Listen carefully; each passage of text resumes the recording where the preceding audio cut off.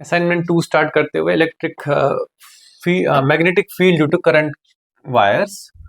Assignment 2 है, electrons are going in anticlockwise, that means current कहां से कहां जा रही होगी, क्लॉकवाइज। उस हिसाब से मैग्नेटिक मोमेंट ओ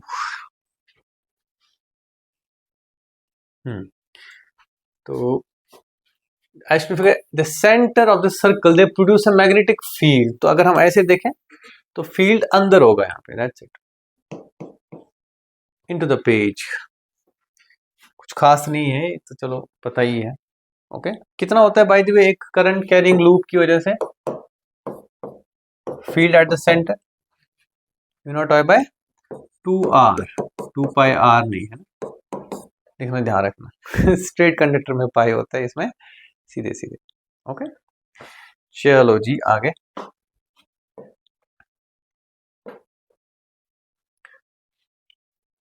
एक करंट एलिमेंट दिया हुआ बेटे,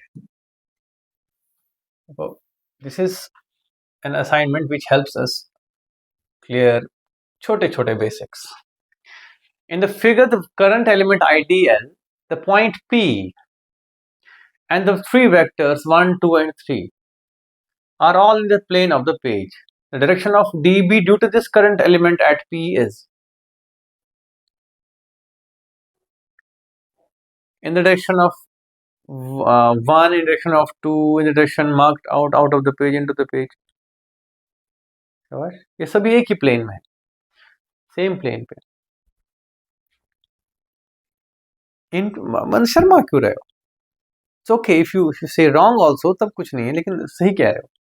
इनटू द, देखो आई, अब ऐसे कर लो, ये एक छोटा सा करंट एलिमेंट है तो इसका फील्ड ऐसे होता है, ठीक है। ओके ऐसे मतलब यहां नीचे इनटू द प्लेन, समझ गए कि ना? ओके तो कुल मिला के फील्ड ऐसे इन। अब इसमें पंगा क्या था, मुसीबत क्या थी, पंगा क्या है मुझे ये बताओ। ये पूछ क्यों रहा है ऐसे, ये सोच रहा है कहीं आप ऐसे ना करो, I D L cross R, याद है? तो आप इसको आर बोल दो, इसको ऐसे पंगे ना करो कोई, ठीक है। तो ये बात समझनी जरूरत है बेटे। सो दिस इज इंपॉर्टेंट कि इसका फील्ड यहाँ पे इन होगा, यहाँ पे भी इन, हालांकि कमजोर पड़ता रहेगा, ये बात समझ रहे हो कि नहीं? एक्चुअली जो हम बायोट-सावर्ट्स लॉ में I D L cross R है, तो वो आर यहां से स्टार्ट करता है, यहां होता है, वो याद रहेगा कि नहीं? ठीक है, it is the position vector of the point as seen from the current element, यानी कि ये आर है बच्चों, ये, और ये आई डी एल है, ठीक है। तो आप खुद देख सकते हो I D L cross R is into the plane. Okay अब राइट हैंड बनाओ, यहां से ऐसे राइट हैंड बनाओगे,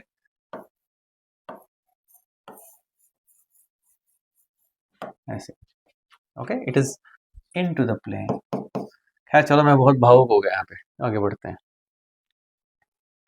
ओके ये अच्छा सवाल है, बहुत सिंपल है। The magnitude of the field at P due to the semicircle as shown in figure is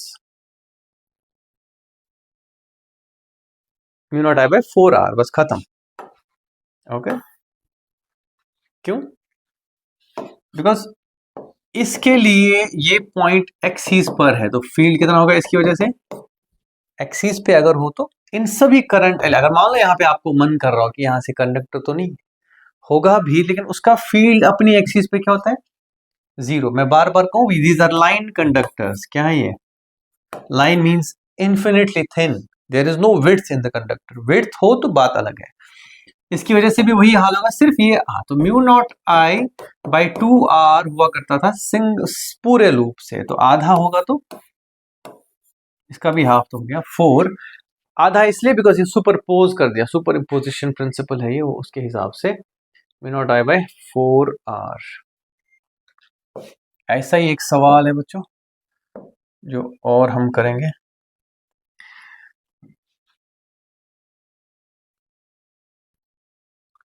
तो diagrams are given, concentric arcs हैं, ठीक है, एक ही सेंटर है सबका, एंड रेडियस है r, 2r एंड 3r, यानी कि इसका 2r होगा, इसका r और इसका 3r. The circuit has the same current. Rank according to magnitude of the field they produce at C. सबसे ज्यादा फील्ड कहाँ पे होगा, फिर कहाँ, और सबसे कम कहाँ पे? देखो सबसे ज्यादा तो फील्ड इसका होगा,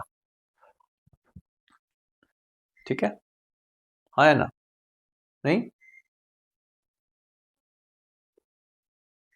देखो बेटा, ये current, let's say clockwise current, तो ये भी क्या होगी, तो इन सब की वजह से ऐड होगा फील्ड. इसकी वजह से भी इन, तो इसकी वजह से भी इन. सही बात है कि नहीं? If I go on to this, let's say इसकी वजह से इन, लेकिन इसकी वजह से, तो यहां सबट्रैक्शन होगा. क्लियर है कि नहीं? यस और नो? यस और नो? अब इसकी वजह से इन, इसकी वजह से आउट, इसकी वजह से भी आउट, लेकिन इन दोनों में विजुअली देखो, आपको समझना है how to make them qualify. ये तो चलो हो गया, यहाँ सारे के सारे फील्ड्स ऐड होते हैं, तो हाईएस्ट, लीस्ट टू ग्रेटेस्ट, तो 1 होगा लास्ट. या तो ये आंसर है या तो ये आंसर है. 2 3 3 2 में से कैसे डिसाइड किया जाए?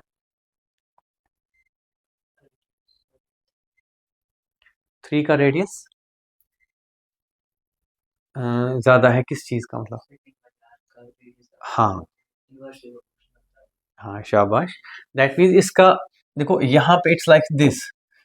ओके, वेरी गुड ना, Veer has a good point here, कि this is like this plus this minus this. सही बात है कि नहीं? जबकि यहां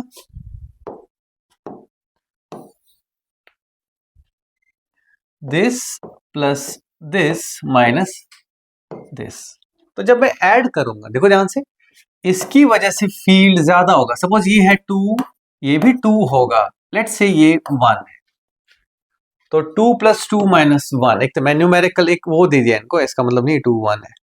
यहां पे होगा 2 प्लस 1.5 माइनस 1. मैंने 1.5 क्यों किया इसका, बिकॉज इस आर्क का रेडियस थोड़ा सा ज्यादा है, तो इसकी वजह से फील्ड यहाँ कम होगा. याद है ना, mu naught I by 2r, R जितना ज्यादा उतना फील्ड कम. तो यहाँ पे 2 प्लस 2 माइनस 1, यहाँ पे 2 प्लस 1.5 माइनस 1. ठीक है कि नहीं?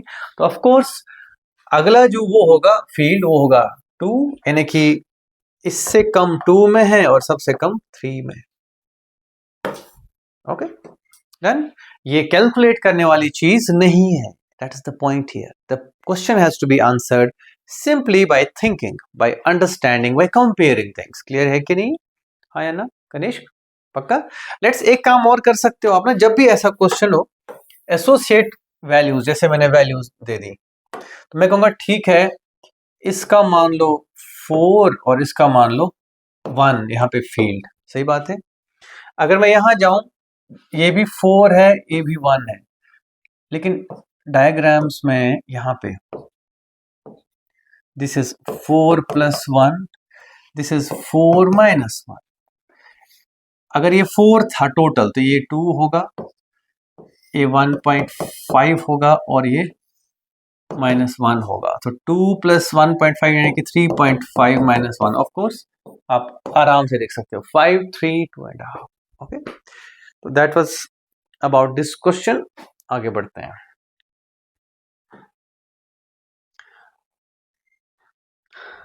The lines of magnetic field produced by a long straight wire are in the direction of the current opposite to radially outwards, concentric circle with the wire. है ना? इसमें कुछ खास बात नहीं है, ये तो पता ही है. चलो जी. In an overhead wire, देखो बच्चे अक्सर बोल रहे होते हैं कि सर ओवरहेड वायर, यहाँ से वहां नॉर्थ से साउथ जा रही है वायर, तो क्या होगा? हियर इज, यहाँ पे एक मौका है हमारे पास समझने का इसको. In an overhead wire means जो हमारे घर के बाहर नहीं होती है वो हाई टेंशन वायर्स, ऐसी समझ लो. द करंट इज नॉर्थ, यानी कि अगर मैं यहाँ खड़ा हूं, ठीक है, तो करंट साउथ से नॉर्थ ऐसे जा रही है, ऐसे. ठीक है, ओके, यस और नो? तो मान लो मैं ये डायरेक्शन ऐसे बता दूं, साउथ से नॉर्थ, तो इसका जो फील्ड होगा ऐसे होगा, यानी कि ऐसे. Okay, the magnetic field is current at a R point of observation, हमारे सिर के ऊपर है. ठीक है, ओके, ध्यान से, सिर के ऊपर है, साउथ से नॉर्थ जा रही है, तो फील्ड ईस्ट से वेस्ट को जा रहा हो। क्लियर है कि नहीं? यस, देखो ध्यान से, देखो ध्यान से, ये अगर साउथ से नॉर्थ जा रही है ना, तो इसका फील्ड ऐसे ऐसे होगा, तो हमारे ऊपर फील्ड होगा राइट से लेफ्ट जाता होगा, which is east to west. Okay, तो टुवर्ड्स वेस्ट कह सकते हो, that's the point here, the field is towards due to this current and the is waste.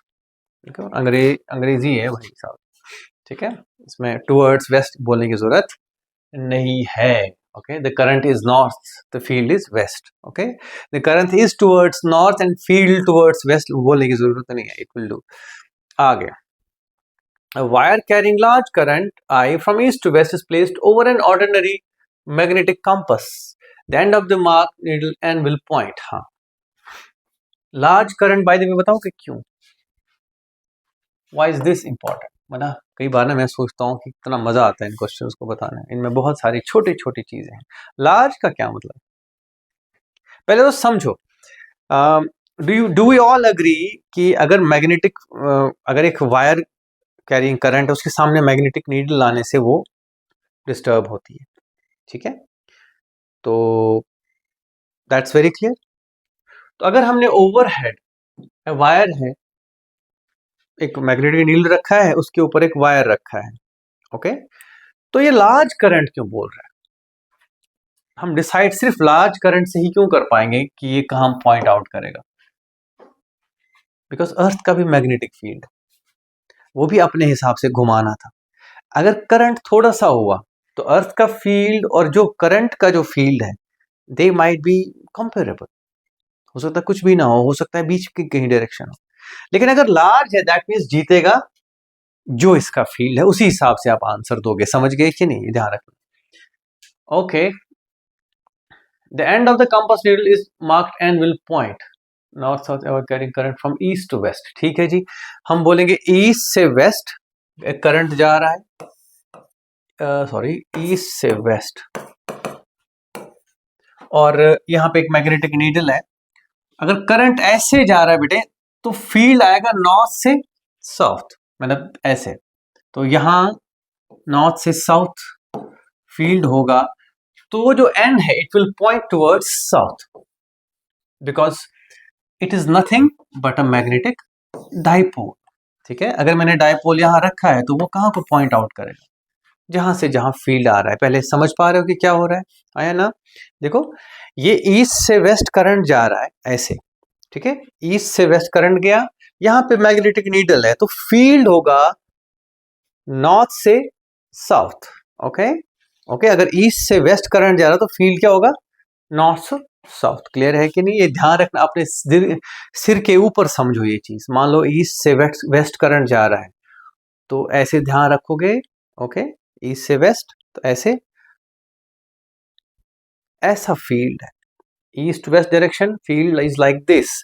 तो यहां इस तरह से राइट से लेफ्ट एक तरह से, यानी कि ईस्ट से सॉरी साउथ से नॉर्थ जाएगा फील्ड। ओके, नॉर्थ से साउथ, ईस्ट, हाँ ऐसे। ठीक है ठीक है, मैं पता नहीं क्या समझा रहा था। नेवरदलेस, तो अगर ईस्ट से वेस्ट मेरे बच्चों करंट है, तो इस करंट के नीचे नॉर्थ से साउथ होगा फील्ड, और करंट के ऊपर साउथ टू नॉर्थ होगा। तो नेचुरल सी बात है, ये क्या पॉइंट करेगी? Towards south. लेकिन इसके पीछे ध्यान रखना, हमें फील्ड लिखा और जो मैग्नेटिक नीडल है वो भी कहाँ को अरेंज हो जाएगी अचानक से बच्चे? ठीक है, दैट्स इट। ओके, तो we got the answer which is south, और हमें अगले पेज पे जाना है।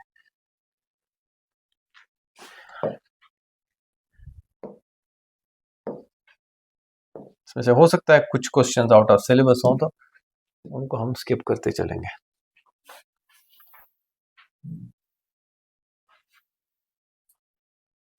The magnetic field outside a long straight conductor carrying wire depends on the distance r from the wire axis according to। तो भाई अगर लॉन्ग कंडक्टर है, इसके सेंटर से दूरी r पे फील्ड डिपेंड किस पे करता है? V naught I by 2r। सही बात है, 2 पाई r। वेरी गुड, मुझे लगा पंगा तो नहीं लोगे। ठीक है, तो कुछ भी है, फॉर्मूला रिवीजन है बेटे। Okay, it's good. Which graph gives the magnetic field outside infinitely long current as a function of distance from it, कौन सा प्लॉट बताता है? देखो, अगर मैंने कंडक्टर यहां रखा हुआ है ऐसे ध्यान से, तो उतरना तो चाहिए ही, तो दैट मीन या तो ये है या तो ये है, लेकिन हमको पता है कि 1/r है। ओके, ये वाला प्रोपोर्शनल टू -r वाला फंडा है। ओके, r बढ़ रहा है, फील्ड एक तरह से घट रहा है, धीरे धीरे जीरो होगा, फिर व्हाटएवर, मतलब प्रोपोर्शनल भी नहीं है, कुछ है इसमें, मतलब है ना। लेट्स से सम 330 माइनस के इंटू आर, ठीक है ना, नेगेटिव स्लोप वाली इक्वेशन। ओके, वो नहीं चाहिए हमको, हमें 1/r, तो ये इसको हाइपरबोलिक बोलते हैं, याद है? सही बात है कि नहीं? थर्मोडायनेमिक्स में ऐसी एक क्वांटिटी होती है, आइसोथर्मल ग्राफ्स, आइसोथर्म ऐसा ही होता है, ठीक है कि नहीं? PV plots in case of isotherm, याद है कि नहीं? पता होना चाहिए। ओके, सो आप पता है, भूल गए हो। P V is equal to N R T, तो टी अगर कांस्टेंट है तो P is proportional to 1/, V बढ़ेगा पी घटेगा, और ऐसे ही बनता है वो प्लॉट, याद है? सुवीर, क्यों नहीं याद है? थर्मोडायनेमिक्स में क्या चला हुआ था, तुम्हें याद है? तुमको स्वा उसी पक्का? चलो ठीक है, लेट मी एज्यूम कि याद होगा, कोई नहीं, याद रखना पड़ेगा बेटे, अभी टेस्ट स्टार्ट कर दूंगा, फिर घबराना नहीं फिर। The magnetic field at distance 2 centimeter straight conductor this the current in the wire, simple है, फॉर्मूला का इस्तेमाल करने को बोल रहा है। 2 सेंटीमीटर पे फील्ड कितना है? 2 इंटू 10⁻⁵ टेस्ला। तो 2 into 10⁻⁵ is equal to mu naught by 2 pi r, which is 2 into 10⁻² into I. तो अगर मैं ध्यान से देखो, म्यू नॉट बाई 4 पाई 10⁻⁷ होता है, तो 10⁻², okay, 2 into 10⁻⁵ is equal to, ये तो आ ही गया, 10⁻⁷ इंटू 10⁻² इंटू आई, ये और ये खत्म, 2 एम्पियर इज द आंसर। ठीक है, I not get into this thing, but ये ध्यान रखना कि हमें म्यू नॉट की वैल्यू ढूंढने की जरूरत नहीं है, और कुछ नहीं, इसमें मेन पॉइंट कर रहे हो कि नहीं, समझ आ रहा है कि नहीं बेटा?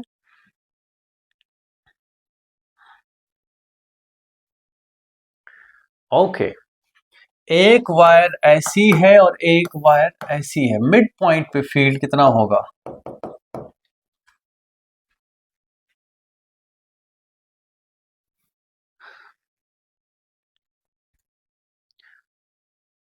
At a point midway between them, the wires, that is the wires, the magnetic field will they produce is 0, पक्का? पक्का? देखो बेटे, अपोजिट डायरेक्शन है, इसकी वजह से डाउन और इसकी वजह से भी डाउन ही होगा बेटे। देखो ध्यान से, इसका फील्ड ऐसे और इसका फील्ड भी,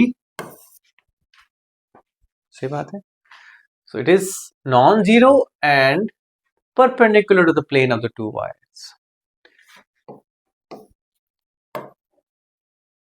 इसकी वजह से ऐसे और इसकी वजह से भी ऐसे ही, तो अगर ये डिस्टेंस कनेक्टिंग है तो 90 डिग्री पे होगा दोनों के, ठीक है कि नहीं? सुवी ने गलत आंसर क्यों दिया? सोचते नहीं हो बोल के, हैं बोलने से पहले सोचा करो, इसमें और क्या है बेटे, है nothing special. Okay, brain train हो रहा है तुम्हारा सोचने पे, दिमाग लग रहा है चीजों पे, कृतिका? फिर बाद में घर पे चलाते हो कि नहीं दिमाग? चल आगे बढ़ते हैं।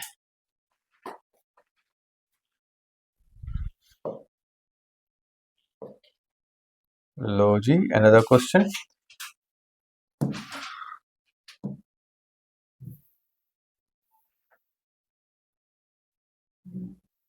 गॉड, दिस इज समथिंग, खैर it's better than preparing this all along. Two long straight wires are parallel and carry current in the same direction. The currents are 8 and 12 and the wires are separated by 0.4. The magnetic field at the point midway between them. अब थोड़ा सा NCERT का सवाल है, वाह बहुत बढ़िया। एक तो 12 है और एक 8 है, और 0.4 सेंटीमीटर है, तो मिड पॉइंट पे फील्ड कितना होगा? बहुत सिंपल है। एक तो होगा mu naught I1 by 2 pi R is the same, let's say this is A, this is also A, minus नहीं, हाँ माइनस, ये अंदर और इसकी वजह से बाहर, ये समझ पा रहे हो कि नहीं सुबीर? क्या बात है बेटे, आर यू फाइन? हाँ है ना, मतलब ये कि इसका फील्ड ऐसे है और इसका फील्ड ऐसे, इसका फील्ड मेरे बच्चे बाहर आएगा और इसका फील्ड अंदर जाएगा, यहाँ से बाहर आएगा, इसका फील्ड यहाँ से अंदर जाएगा, यहाँ से बाहर आएगा। I hope that makes more sense. ठीक है, they are opposing fields, mu naught I2 by 2 pi ए।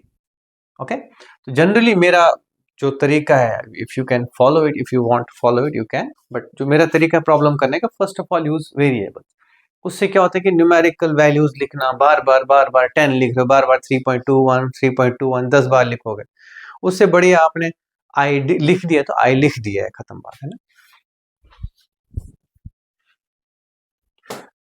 तो बेटे mu naught by 2 pi, I1 is 12, I by a भी कर दो मैं, एंड I2 इज 12 एंड वो 8 है, और A इज 0.2 सेंटीमीटर, यानी कि 0.2 सेंटीमीटर इज 2 मिलीमीटर। ठीक है, तो mu naught into 4 divided by 2 pi into 2 × 10⁻⁻3। तो म्यू नॉट आई बाई 4 पाई कितना होता है, 10⁻⁻7, ऊपर आएगा एक और -3 +3 बन के, तो 10⁻⁴, 4 × 10⁻⁴ ampere, that is 0.4 milliampere. कैसे भी आंसर हो, 4 × 10⁻⁴। ये कर लिया था सवाल, फिर किसका है? अच्छा अच्छा, चलो ठीक है, this is cool, no problem, है ना। इट्स गुड कि आप लोग गए हैं क्वेश्चंस पे, आई एम हैप्पी, है ना, दैट्स गुड। ऑनलाइन वालों की भी खबर लूंगा। बच्चों नोट कर लिया ऑनलाइन बच्चा? Yes sir. ठीक है मेरे बच्चों, देखो कितनी प्रैक्टिस हो गई एक ही चीज की, अच्छी बात है ये, इसी से आप लाइन पे आते हो। चलो जी, two long straight wires are parallel and carrying currents in opposite directions. The currents are 8 and 12 and the wires are separated by the same चीज। मैंने फिर at the मिड पॉइंट, देखो अब मैं इसमें क्या करूंगा, माइनस के बदले प्लस होगा, दैट्स इट। क्यों? बिकॉज एक का फील्ड, ओहो, इसका फील्ड अंदर तो इसका भी अंदर, बिकॉज इसका फील्ड ऐसे होगा, यहाँ पे अंदर और यहाँ से बाहर, जबकि इसका फील्ड यहाँ से अंदर और यहाँ से बाहर, है ना, मतलब ऐसे, इसका ऐसे, तो दोनों ऐड होंगे तो बस खत्म। म्यू नॉट, अब पिछली बार क्या निकला था हमको, सम, इस मतलब 4 आया था, इसमें 16 आएगा। ठीक है, तो मैं उसको ही, उसी आंसर को यूज करूंगा, ये ध्यान रखना। हमारे पास आया था 4 × 10⁻⁻⁴। अब मुझे पता है कि वो 4 से मल्टीप्लाई होके आया था, ये 16 से, बाकी सब सेम है, तो 4 डिवाइड कर देंगे, 16 मल्टीप्लाई समझ गए कि नहीं, बिकॉज मैंने तब 4 से मल्टीप्लाई किया था, अब मैं 4 से डिवाइड करके वो 4 हटा के 16 से मल्टीप्लाई कर, तो that is your answer. Oh God, 12 + 8, हाँ 20, सॉरी 20/4। अगर ऐसे ना करना है तो ऐसे समझ लो, इस समझ लो, जब 4 आया था डिफरेंस दोनों का मल्टीप्लाइंग फैक्टर, तो 4 × 10⁻⁻⁴ आया। जब 20 आएगा दोनों का सब्ट्रैक्शन नहीं की एडिशन, तो 20 × 10⁻⁻⁴। ऐसे भी ना हो तो ऐसे करो, mu naught I1 + I2 which is 12 + 8 divided by 2 pi into 2 millimetre 10⁻⁻3, तो वही हो गया 10⁻⁴ into 20। ठीक है, ज्यादा हो गया, ऐसे ही करना चाहिए था, ऐसे जबरदस्ती का मैंने कैलकुलेशन में, इसको बोलते ना आ बैल मुझे मार, है ना। चलो अब जरा ये क्वेश्चन करें बेटे, ये खुद से करो, आ जाएगा तुमको, you are should be now able to do it. ये लेकिन बेस्ड ऑन वैल्यूज नहीं है, ये थोड़ा चालू पंथी पे है। Straight conductors crossing the x axis and at currents I and 3I in the same direction as before. At what value of x the net field 0 है ना, मतलब देखो I के नजदीक होगा वो और 3I से दूर होगा, तो उसमें कुछ रेशियो बनेगा जो 1:3 का ही रेशियो होगा, ठीक है। वो जहां करंट 3 गुना है वहां डिस्टेंस भी 3 गुना होना पड़ेगा, तभी I by R। देखो ध्यान से, क्वेश्चन का जो आंसर है mu naught by 2 pi I by R, सही बात है कि नहीं? देखो देखो, ओके। तो अगर I है उससे डिस्टेंस R है, तो 3I से डिस्टेंस क्या होना चाहिए? 3R। कुल मिला के ये 4 पार्ट्स में 1 2 3 4, तो यहां से डिस्टेंस 3R और यहां से R, that is your answer. अगर ऐसे करना है, नहीं भी करना है, इट डजंट मैटर, हमको ये समझ आ गया है कि I बाई R, खैर मतलब ये करना ऐसे ही पड़ेगा बेटे, है ना, this is the way to do it, ठीक है। तो हमें ये देखना है कि इसका बराबर हो। एक काम और कर सकते हो, हाँ, इट्स मोर मैथमेटिकल वे भी बता दो, है ना, मेरा जॉब इतना ही नहीं है कि मैं आपको कुछ सॉल्व करना बताऊं, we can go mathematical as well, उसके लिए समझो बेटे। लेट्स से यहां से डिस्टेंस x है, तो यहां से कितना होगा 4 - x, टोटल कितना यहां से यहां तक, हमें नहीं मतलब है ये सेंटीमीटर है या मीटर में है, वो 4k या 4 times what ever it is, ठीक है कि नहीं। लेट्स से यहां से यहां तक 4 का डिस्टेंस है, ये अगर x है तो ये 4 - x, mu naught I divided by 2 pi into 4 minus x should be equal to mu naught 3I divided by 2 pi x, सही बात है कि नहीं? ओके, इसका फील्ड यहाँ पे आउट है, इसका फील्ड यहाँ पे इन है, ओके।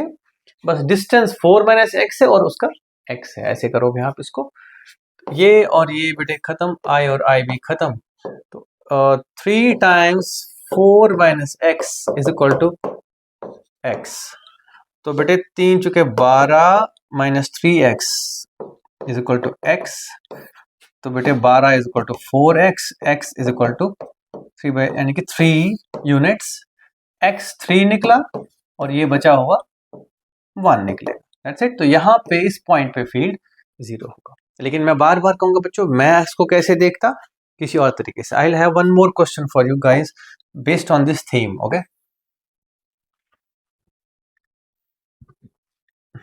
ओके,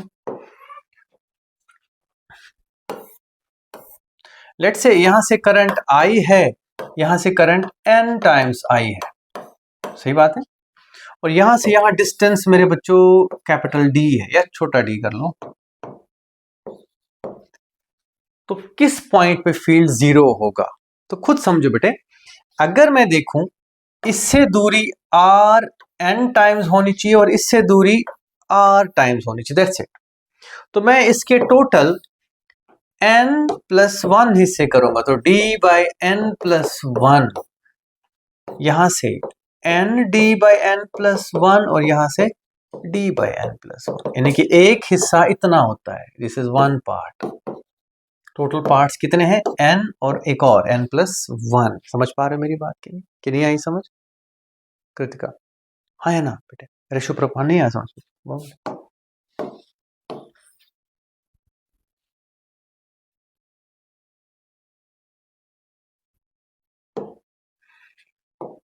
ध्यान दो, मैं ये कह रहा हूं, अगर ये I है या I भी नहीं है, लेट्स से PI, इसमें करंट है और इसमें करंट QI है, सही बात है कि नहीं? ओके, और यहां से यहां डिस्टेंस मेरा बच्चा D है, तो किस पॉइंट पे फील्ड 0 होगा? ओके, तो कुल मिला के मैं कहूंगा यार, अगर मैं कहूंगा mu naught by 2 pi PI by R1, it should be equal to mu naught by 2 pi QI by R2, सही बात है कि नहीं? यस और नो? हाँ या ना बेटे? तो I और I खत्म, can I say P by R1 is equal to Q by R2, यानी कि R1 is to R2 is P is to Q, ठीक है। कुल मिला के मैं ये कह रहा हूं, जितने गुना ये करंट होगा उतना ही गुना ये डिस्टेंस होगा, ठीक है कि नहीं, समझ पा रहे हो कि नहीं, है ना। अगर ऐसे नहीं समझ आया, एक और तरीके से देखो इसको, मैं कह रहा हूं mu naught by 2 pi p I by p k should be equal to mu naught into q I by q times के कोई डिस्टेंस कह लो या एक्स कह लो, ठीक है कि नहीं, ओके। तो जिस प्रोपोर्शन में करंट है उसी प्रोपोर्शन में डिस्टेंस भी होगा।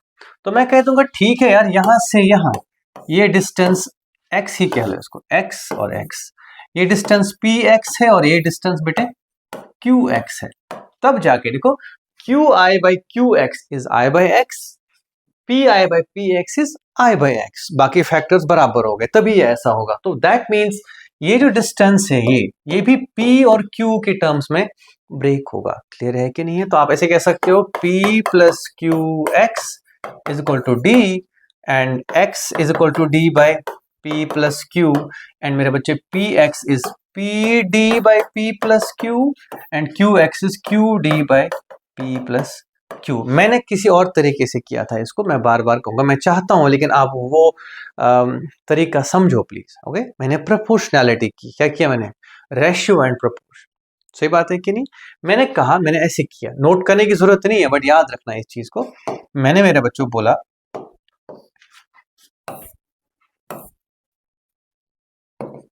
मैंने कहा अगर डिस्टेंस d है, यहां से डिस्टेंस लेट्स से ये है क्या था वो ना क्यू आई था, तो ये क्यू पार्ट्स है, क्या है ये, ओके।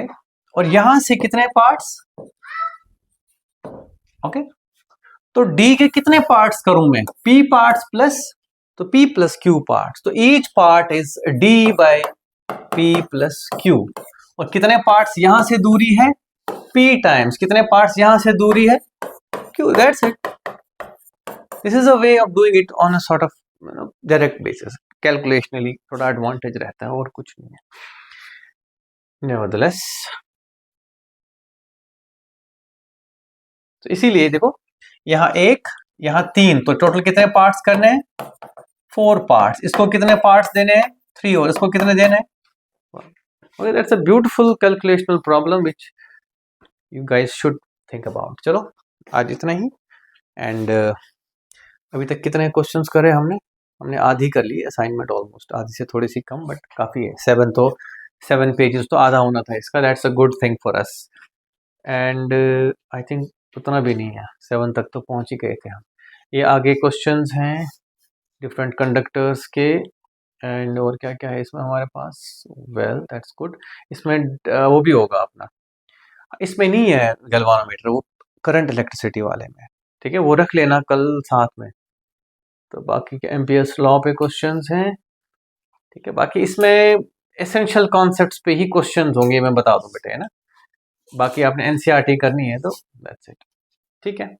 चलो I will take your leave today, कल हम और आगे करेंगे। Question number I think page 5 तक कर लिया था हमने, 6 तक, ठीक है।